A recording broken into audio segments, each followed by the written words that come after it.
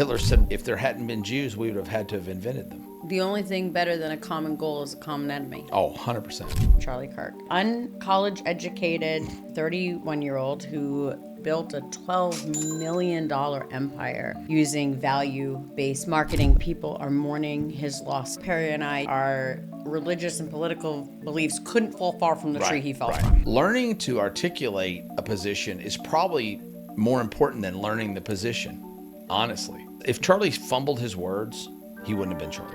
Value-based marketing is basically free content that brings tons of value to someone. What he did that I thought was really incredible is... Hey there, welcome back to the Trainwreck Podcast with Perry Belcher, your unstoppable force of marketing, sales, AI, automation, and new technology, and Emma. So, how you doing? I'm just kidding. Emma Rainville, the unstoppable, the immovable force, the rock, the boulder, the pebble in my shoe of operations, the wizard of ops. How are you, dear? Good. You dressed up today, and I was getting that blue t-shirt you usually wear is so flattering. I don't know why you've changed your style. Well, I give the appearance of dressing up. I'm in yoga pants, a t-shirt, and a suit jacket. We're doing a special filming today. At the time of filming, we're 2 days off of the assassination of Charlie Kirk. Yep. And for those of you that know Perry and I, you know that our religious and political beliefs couldn't fall farther from the tree that Charlie Kirk fell from. But I think we both had a deep appreciation. I don't swing hard on the other direction either. So, but we still fall far from the tree he fell from. So I'd like to, just for a moment though, we had a great conversation yesterday over the phone when we were talking about it. And I think that there is something to be said about a 31-year-old who lived his life with no apologies, but someone who built a $12 million empire using value-based marketing by keeping their messaging consistent from all channels. So I'd like to dive in for a minute and talk about how an college educated 19-year-old, because he started 12 years ago, accumulated $12 million, a massive following, a name and a face that's recognized everywhere, and millions upon millions of people are mourning his loss today. So I'd like to walk through how he did it. Sure. And see if we could take a piece of good out of this ridiculous tragedy that happened. A man shot and killed. For what it's worth, whether I believe anything beliefs about his beliefs or not, I respect everyone's ability to have their own beliefs and to voice their own opinions, yeah. And voice those as loudly as they want to voice them. And anybody takes any level of joy out of that's just a ridiculous human being. The most beautiful thing that we have is our freedom to and ability to discuss our own opinions. Yeah. And whenever you surround yourself with people who think differently, you and I have talked about this a lot, you learn so much. Oh, you do. Well, my mentor, I haven't seen him in a while, but I want to go see him again. My mentor in life right now, the only living mentor I have is 90, I guess now. And he's the largest fundraiser for conservative political causes ever in history. He's 90 years old and he's absolutely brilliant. But we can sit at his table and have the most amazing conversations with real civil discourse about anything, and he knows that I don't believe what he believes, and I know that he doesn't believe what I believe, but that's okay. That's what used to be really cool about America. Very Trumpy in his methodology, right? I was working with the RNC because I own a gun association and a survival business, and I was working with the RNC during the Trump elections, and I just didn't get it. I'm like, how does a truck driver from Oklahoma making $42,000 a year send money to a billionaire to run for president? How does that work? How do those connections happen? I couldn't figure it out. And one of the guys came down from the RNC, was absolutely brilliant, was in my office one day, and I liked him a lot. We had a good conversation too. And I said, dude, I don't get it. What the hell? And he said, nobody gets it if you're not in it. But the deal is, it's very easy to attract a crowd of people who feel disenfranchised. Right. And he said this to me, and it was like, it hit me in the head. He said, you can't say anything bad about anybody in America. You can't talk about gay people, black people, brown people, yellow people, women, midgets, tall people. You know, you can't talk bad about anybody. We lost all of the fat people. You can't do any of that, right? It's nothing. You can't talk about that. But there's one group of people you can say anything you want about, and no one will defend them. And it's white males. There's no defense for them. So while this is the whitest man ever, right? But nobody will defend me. Nobody will come to my defense if you call me an asshole, whatever. They're not because you can't say that to him. He's blank. You know, he's Samoan. You know, you can't. There's going to be nobody to defend. So because of that, this white male crowd and some older white females, you know, they had this feeling of nobody paying attention to them, becoming invisible and becoming the minority in the country they felt like they owned. And Charlie did that on college campuses because, you know, while he drew crowds on college campuses, you know, he grew 2,000 people to come see him on a college campus, but that college campus have 38,000 students, right? So he wasn't drawing the mass of the crowd. He wasn't drawing what Beyonce would draw. He was drawing that couple of thousand students in that college that felt unheard, unseen. I call them cellophane. Well, college students didn't bring him $12 million. No, but a lot of other people did, and he. So what did? What drove well, that? Number one, if you want to be just like Charlie Kirk, it's easy. Number one, just be really damn smart. He was a phenomenal. Be debater. incredibly articulate. Number three, be willing to throw yourself into the lion's den without a net. Right? Which that eliminates those three things. Eliminate 99.999999999% of people, right? And when you say outrageous things, you know, when you say really outrageous things, you attract a lot of attention. And I don't know if Charlie believed everything he said or not. I don't know. I never knew the man, but I heard he believed everything. I heard a joke once that if you it's not really a joke, it's a true story. If you act crazy, people will avoid you. If you act batshit crazy, they'll make you their leader. And I absolutely believe that to be true. But when you appear to be strong, it took a lot of courage to do what he did. His people saw it as courage. He was willing to sit up in front of a crowd and say, "Get in line, say your piece, and prove me wrong. And I'll debate with you on a fair and reasonable debate." And I don't know that he got beat very often in those debates. I've never seen. He was smart. I've watched arguably hundreds of micro debates because he did micro debates. But I've watched hundreds, and I have never ever even seen anyone come close to winning. I've also seen him debate college professors. Mm-hmm. Which if you ever get a chance, just go to YouTube, Charlie Kirk, sure. College professors. It's phenomenal. His ability to debate and discuss and be factual without emotion. He was talking about emotional, well, you're cutting me off. So, when he's talking about very emotional topics is just insane. You also have to have the ability to retain an incredible amount of information. Numbers. Just numbers. An incredible amount of information, knowing you're going to be fact checked like crazy, right?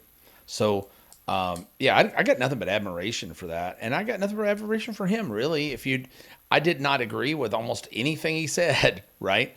But I've got incredible admiration for him, and I think that he attracted an older crowd because they liked seeing that there was a new generation coming up that had their kind of beliefs. Well, here's what's really interesting. So value-based marketing is basically free content. Sure. That brings tons of value to someone, right? Yeah. Just for those who don't know.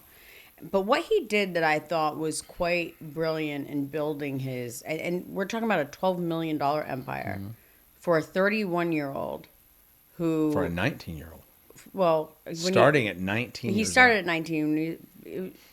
By the time he was 31, he had accumulated $12 million in net worth. But for a 31-year-old who didn't go to college, who didn't have a business in the standard way, he had a phenomenal business. The operations and logistics behind his business were unbelievable. But what he did that I thought was really incredible is he got college kids to show up and listen. Because if you pay attention to his debates, yes, there are people that show up to argue with him, but the majority of the people who were showing up, they were supporters. They were supporters of him. They believed in Jesus Christ, but if he didn't Lord get and the Savior. Opposing opinions, it wouldn't have been entertaining. Well, he was on college campuses where the majority of people are nowadays liberal and follow, like sheep, these very liberal left views. Mm-hmm. And he was showing up, but the reason why people were giving him money was why? He was showing up, educating and converting the next generation into Republicans, into Christ followers, Jesus Lord and Savior. The whole thing, marriages. You got a lot of support for that. You can get a lot of money for that. You can get a lot of money and a support. lot of doors open for you. Nobody wants to go to college campuses and fight with a bunch of liberal people about the things that he was fighting with them about. To go to a college campus nowadays, particularly in the United States, and say abortion should be illegal, is sure. I'd argue that you'd be murdered for it. Well, shooting deaths were worth it, quote unquote, Charlie Kirk quote, a mass shooting deaths in America are worth it to preserve gun rights. Is that a direct quote? That's a direct quote. You're going to be fact checked like crazy on that. I hope that's But it was accurate. a direct quote. It was worth it. He said it was worth it. It was something that we needed to tolerate in order to maintain gun rights. That was a plank. That was a solid plank. He was actually talking about it. I know he was talking about gun violence. He got shot. I know he was talking about gun violence. Mass shootings and gun violence when he got shot. And ironically enough, that quote there was a school shooting in Denver at the same time. The bigger point here, I think, and by now everybody's tuned out, maybe they're not listening, but I think they're going to miss the point. I think the bigger point here that people don't get is he was very articulate, right? We interrupt this pod to bring you this really special announcement. You need to go right now. Well, maybe do they want to go right now? Want to stop? No, at the end. We don't want to have them stop. Go to trainwreckshow.com. There's lots of bots there, GPT bots that do things for you, that do a lot of your work. So you don't have to work so much. You can drink more beer. The episode archives are over there. There's all of our resources, worksheets, workbooks. Everything that we've done that we give away is over there. Go get it right now. There's a lot of resources there. Way more resources than you get when you buy a lot of communities, I think. And don't forget to like and subscribe so that you can catch every episode as soon as it hits. We'll send you a notification. It doesn't mean you're liking Emma, by the way, because I know that slows us down on our likes. You can just click and say, I like Perry. You don't have to like Emma. It works the same way. There are a lot of smart people in the world. Most people are not articulate. He was able to retain information, be a good debater, be smart, and be articulate and somewhat charming. When you've got Jordan Peterson, if you say the sun's coming up tomorrow, Jordan Peterson say, well, I don't know. Here are 5 reasons it may not. And you listen, because he'll take a contrarian position and be articulate. Alex Hormozi can, and I love Alex. I've known Alex for years and years. He and Leila both are great friends. But Alex, a lot of what Alex is teaching, and he would tell you, is stuff that he's learned from other marketers, but he can articulate it better than they did in a lot of cases. It's like being a great singer. You might take a song that Neil Young wrote, who can't sing worth a shit, and sing it really well. And guess what? You get all the credit for the song because you were more articulate. You were better at vocalizing the song. Better at delivery. Yeah, we know a person, I'm not going to say who they are, but we know a marketer right now who's just couldn't be more full of shit. But they're incredibly articulate. Which one? I'm not going to say. Yeah, I know. But that was a joke. They're just making up most of what they talk about. And it'll probably come back around to bite them in the ass. But the point is, they're incredibly articulate, and they're great on camera. So they're doing extraordinarily well. So would you say that that's the make or break in value-based marketing? I think it's articulation and beginning delivery? to be. I think it's beginning to be. And most of those people, by the way, not all of them, but most of them have went to voice coaching. They've went to speaker training. They've learned to be. You said this weekend you saw somebody that traditionally has been a terrible speaker. And then you saw them this weekend. They knocked them out of the park after training, right? So learning to articulate a position is probably more important than learning the position, honestly. You know, I'll tell you a funny story. My old buddy Ken Caudell, who passed away a couple of years ago, is one of my favorite, best friends in the world. Smartest guy I ever knew. Died damn near penniless because he was so smart he couldn't really function. He probably had a 150 IQ. He was really brilliant. And one night he got drunk. You'll get a kick out of this. One night we're drinking whiskey and he'd be quiet for a minute. He smoked a lot of cigarettes and he looked at me and he says, "You know, Belcher, you only got one goddamn talent in the world." And I said, "Really, Ken, what's that?" And he says, "You can make the painfully obvious seem profound." And we laughed, and it was a great compliment. I'll take it as a compliment. If you can take something relatively obvious and make it seem profound to people, you'll win. Yeah. I mean, if you look around right now at who's leading almost any industry, I promise you they are not the smartest people. They are not the smartest people. I've worked with somebody, we were talking about somebody the other day. You could put a teleprompter in front of them, and they could read off of it information that they knew nothing about. Right. And sound like a 20-year I know quite a few people. And sound like a 20-year expert doing it. Yeah. Right? Meanwhile, I look like a moron and can push all the buttons. But know it all. Right. But you know a lot more than them. So I think if you're going to practice a skill, articulation and delivery. Maybe the most important skill now. Because as we move forward in life right now, the leaders are going to be on camera. The leaders are going to be on podcast. The leaders are not going to be read in a newspaper. They're going to be listened to. Right. In fact, that's such a different thing. In fact, listen to this trippy fact. So I'm watching the Eric Schmidt that ran Google, for so long in its rise. And they asked him the other day, so what do you think is going to be the biggest change in computing? And he said, in a few years, there will be no UI. You don't think of that shit. There will be no need for UI. There will be no need for user interfaces. There will be no need for telephones. There will be no need for computer screens. You will communicate with the AI, tell it what you want, like the fucking Jetsons, Right. And it will just appear and happen. Do you think that that's going to happen in your lifetime or many years later in mine? I think it'll happen within 5 years. I don't think there'll be any... You missed that completely, buddy. Or you ignored it. I'll outlive you anyway. Probably. I think it'll happen within 5 years. Only the good die young. Home computing, there won't be any need for it. I mean, if Alexa were smarter right now, I don't know how Alexa is staying so dumb. I think Alexa's a lot smarter than people realize. Do you know there's a part of Alexa that I ask Alexa questions all the time, and I don't know. More than 7 years, there's a mode you have to put it on for conversation, and you've had that available to you for 7 years. I need to remember the prompt. I'll make sure it goes in the show notes. But you can have conversations about art, about philosophy. Well, they're putting Gemini into the Google Home Assistant now, so you're gonna be able to do that. Gemini is on all the Google phones. But why carry a phone when you can just have your watch on, or you can have your wearable? I would love to not carry a phone. And you don't have to carry a phone. But how do you see? Through the glasses.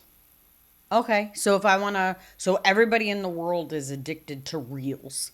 Everybody's going to be addicted to glasses. And so the reels will play through your glasses. Everything plays through your glasses. Facebook. Feeds. If you walk right now, that dates me. They got glasses. You walk up and you're in Paris and you see this famous building and you say, "What am I looking at?" And it says, "That was the Louvre. It was built in 1743," and it tells you all about it and say, right. How far am I from this or that?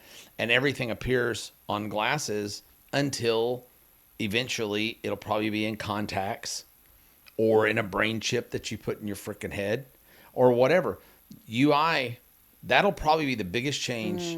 That'll probably be the next big catastrophic shift is the loss of UI. So now you're dealing with voice. You're doing voice and video. You'll see video through your glasses, right? Right. But yeah, There'd be no need for any of that shit. So, but articulation is that was my point. And just to kind of wrap up, if Charlie fumbled his words, he wouldn't have been Charlie Kirk. Right. I mean, that's you took a human being who was willing to give exceptional, consistent, value-based marketing across multiple channels, who was incredibly intelligent, was able to hold a massive amount of information in his brain and then articulate it and deliver it charismatically. And hence you got a 19-year-old boy who turned into a thirsty audience. 31-year-old man who had a big enough mouth that he was worth assassinating for. Find your thirsty audience. Yeah. Find your thirsty audience and learn to speak well. So I'll tell one story before we wrap. The Fox News story is fascinating to me. Mm-hmm. So Roger Ailes went to Rupert Murdoch and said, I want to start a news channel. Mm-hmm. And Rupert Murdoch said, you're crazy. It cost $1 bajillion to run a news channel. You got reporters all over the world. You'll never break through.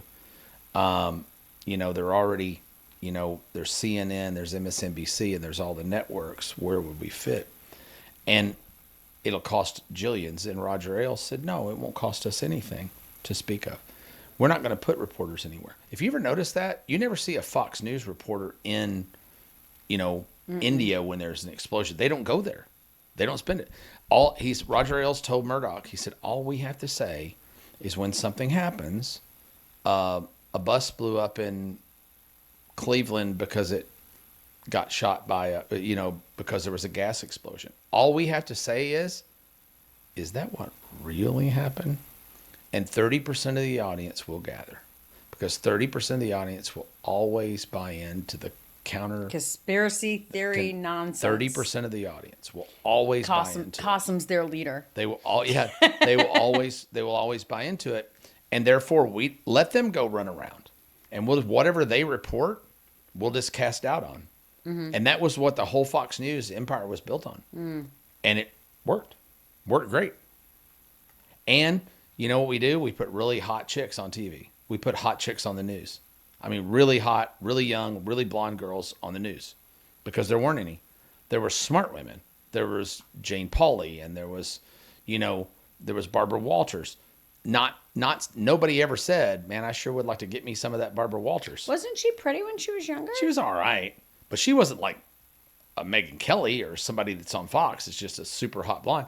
And when Fox took over football, guess what they did? Connie Chung. No more. You must have thought Connie Chung was hot. Oh, yeah. No more Madden on the football field. Let's put a big boobed hot blonde girl on the football field interviewing the football players. Not the worst. And guess what? It worked again. Fox just killed it in sports, and now everybody followed their lead. So Ailes knew how to be really primitive. He was really, really smart. But yeah, audience really matters. You're looking for that sect of the audience that's unserved, and that's what Trump found. It's what Hitler found. When Hitler rose to power in Germany, they'd been under sanctions for 20 plus years from World War I. People were mad. They couldn't get ahead because the rest of all the other people they fought against, the Allies in World War I, they were charging sanctions to Germany, and its citizens were all poor. And Jewish people had band together, figured out how to make money, and they were a little more successful than the average German. So therefore, guess what? We hate them. Cook them. Yeah, cook them. And all you need is an enemy. Hitler said once, if there hadn't been Jews, we would have had to have invented them. He needed an enemy. Well, yeah. What is the only thing better than a common goal is a common enemy? Oh, 100%. This was a really unusual episode. Thanks for tuning in. It got a little dark here, but thanks for tuning in. The train wreck is usually an absolute mess of us fighting and cursing and telling bad jokes and learning a little bit of marketing, learning a little bit of business. This was an odd example. But if you like the Trainwreck Show, come back and watch some of our other episodes. Go to trainwreckshow.com and get a lot of free resources, free software, free GPTs, free reports, free trainings, all sorts of stuff at trainwreckshow.com. And come back and join us on a regular basis. Emma, thanks for being here today. Yeah, and if you want to learn more about value-based marketing, Perry did a segment, 7-11-4 Principle. Yeah. It's a really good one to listen to if you're interested in value-based marketing. Thanks a lot. See you next time.